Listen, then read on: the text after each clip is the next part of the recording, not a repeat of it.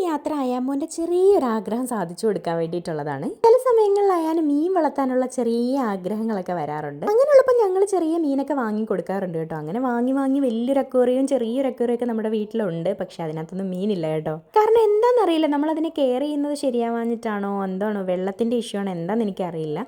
പെട്ടെന്ന് ചത്തുപോകും. അതുകൊണ്ട് അവനാണെങ്കിൽ അത് ഭയങ്കര സങ്കടമാണ്. അങ്ങനെ ഫൈനലി ഞാൻ പറഞ്ഞു, മോനെ വലുതായതിന് ശേഷം നമുക്ക് മീൻ വളർത്താം എന്ന് പറഞ്ഞിട്ട് ഞാൻ അക്വേറിയം എല്ലാം കഴുകി വൃത്തിയാക്കി എടുത്ത് മാറ്റി വെച്ചു കേട്ടോ. ഇന്നിപ്പോൾ അവൻ്റെ കൂട്ടുകാരൻ്റെ വീട്ടിൽ ചെന്നപ്പോൾ അവിടെ മീനെ കണ്ടപ്പോൾ അവന് വലിയ ആഗ്രഹം ഇനിയും മീനെ വളർത്തണം എന്ന് കേട്ടോ.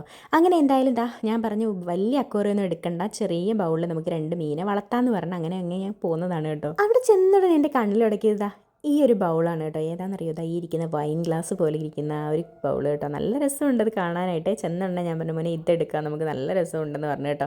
അത്യാവശ്യം വലിയ റേറ്റ് ഒന്നും ഇല്ല, കുഴപ്പമില്ലാത്ത രീതിയിലാണ് കേട്ടോ നമുക്കത് കിട്ടിയത്. ഒരു 350 റേഞ്ചിലൊക്കെയാണ് വന്നത് ആ ബൗളിൻ്റെ റേറ്റ്. പിന്നെ അടിപൊളി മീനൊക്കെ ഉണ്ടായിരുന്നു കേട്ടോ. പക്ഷെ നമുക്ക് അതിനകത്ത് ഇടാൻ പറ്റുന്ന മീനല്ലേ നമുക്കത് ഇടാൻ പറ്റുള്ളൂ. അപ്പോൾ ഇവരിട്ടിരിക്കുന്ന നിറയെ ഗപ്പിയായിരുന്നു കേട്ടോ. ഞാനിപ്പോൾ 2 ഗോൾഡ് ഫിഷിനെ 2 ടെട്രായും വാങ്ങിച്ചു കേട്ടോ. എന്നിട്ട് അതിനകത്ത് ഇടാമെന്ന് വിചാരിച്ചു.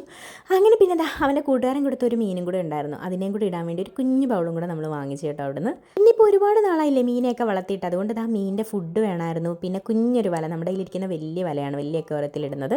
അപ്പോൾ ഒരു കുഞ്ഞു വലയും ഒക്കെ വാങ്ങിച്ചത് ഹാപ്പി ആയിട്ട് അവനുമായിട്ട് ഞങ്ങൾ ഇറങ്ങുന്നുണ്ട്. അപ്പോൾ ഈ ഒരു കട വരുന്നതെന്ന് പറഞ്ഞാൽ ജനറൽ ഹോസ്പിറ്റൽ ജംഗ്ഷനിലാണ് കേട്ടോ. അവിടെ റെഡ് സീ എന്നാണ് കടയുടെ പേര്. അങ്ങനെ നമ്മൾ നേരെ വീട്ടിലോട്ട് വന്നപ്പോൾ അയിമക്കുട്ടി വാതിക്കിരുന്ന് നല്ല കളിയാണ് കേട്ടോ. നല്ല കിച്ചൺ സെറ്റൊക്കെ വെച്ച് വീട്ടിൽ ചെന്നപാടെ ഡ്രസ്സ് പോലും മാറാതെ ബൗളൊക്കെ ഒന്ന് കഴുകി വൃത്തിയാക്കിയത് മീനെയൊക്കെ ഇട്ടുകൊണ്ടിരിക്കുകയാണ് കേട്ടോ. പക്ഷെ പണ്ടത്തെ പോലെ അല്ല കേട്ടോ, അവൻ വലുതായി, അവൻ തന്നെത്താനെല്ലാം ക്ലീൻ ചെയ്ത് മീനെയൊക്കെ ഇടാനുള്ള പക്വതയൊക്കെ ആയിട്ടുണ്ട്. അതുകൊണ്ട് ഇനി അവൻ നന്നായിട്ട് നോക്കുന്നുണ്ടെങ്കിൽ ഇനിയും മേടിച്ച് കൊടുക്കാമെന്നൊക്കെ ഞാൻ പറഞ്ഞിട്ടുണ്ട് കേട്ടോ. അപ്പോൾ അവൻ എന്തായാലും നല്ല വൃത്തിയായിട്ട് ക്ലീനൊക്കെ ചെയ്ത് മീനെയൊക്കെ ഇട്ടു. ഇനിയിപ്പോൾ അവൻ നന്നായിട്ടെല്ലാം കെയർ ചെയ്യുന്നുണ്ടെങ്കിൽ ഇനിയിപ്പം വലിയ അക്വേറിയം നമുക്ക് എടുത്ത് സെറ്റ് ചെയ്ത് കൊടുക്കാം.